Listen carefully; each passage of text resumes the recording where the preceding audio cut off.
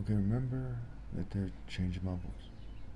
You see how people go to their fancy dinners or fancy dinner parties, fancy dinner meetings, churches, fancy schools hoarding money.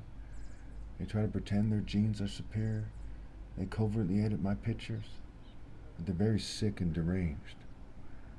They send some of their family members who are more goofy seeming than they are out to kind of try to encourage people to not look very appealing or disciplined or presentable. They don't want people to look more handsome than they are. And my goodness, they're very sick people.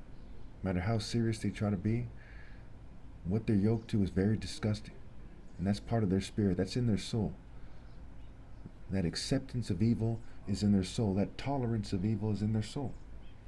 And so people share the same space with them when they get married to them. They share the same spirit. They yoke their soul to their soul.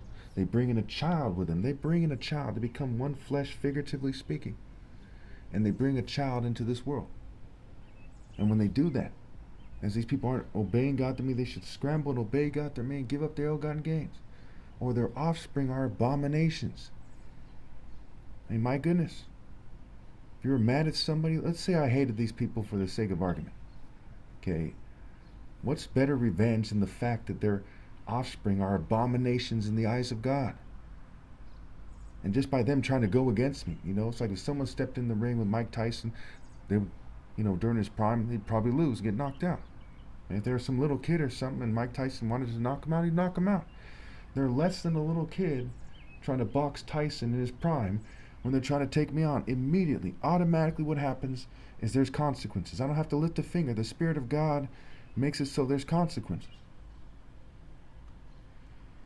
When we look at the timeline, we see their extreme failure, we see my triumph, and we see a bunch of gold-digging, attractive females who are far too dumb to make the right decision.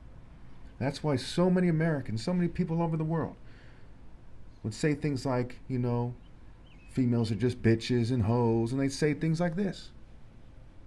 And I want you to ask yourself, really ask yourself, are attractive females proving them right to have a low opinion of attractive females, or are they proving them wrong?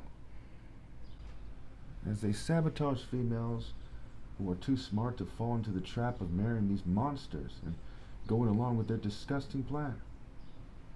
Any of you doubt that simple in Proverbs denotes a person who is gullible, without moral direction and inclined to evil? Do any of you doubt that a fool in Proverbs and often elsewhere in the Old Testament denotes a person who is morally deficient? So what was the problem in Proverbs 1? They were without moral direction, they were inclined to evil, they were morally deficient. A simple fool, a basic bitch, and a bitch-ass motherfucker coming together to make children makes abominations. They can be dressed in rags, they can be dressed in suits, abomination. They can be the richest person, the poorest person, abomination. When you look at the timeline, their inability to understand that, why they're committing to the dog-like path, the animal-like path of being unable to transcend their animal instinct to just be another dog, just be another dumb bitch. You see, this never fails. I've never even heard of a family that produces a worthwhile person when they are coming from a long line of people who are just these basic monsters, these low stock idiots, these stupid people. That's why right now there are no attractive females, really attractive females out there, because there's a reason why it's called good looking. They look like conformist sluts. And you can thank the governing class and their stupid cultures. You can thank the failure of the churches, mosques, synagogues, Hindu temples, Buddhist temples, New Age, atheist movements, agnostic, all these communists, capitalists. You can thank these people. Libertarians, Democrats, Republicans. All of them. What we've seen definitively here is that they're gullible, without moral direction, they're inclined to evil, they're morally deficient. Any questions?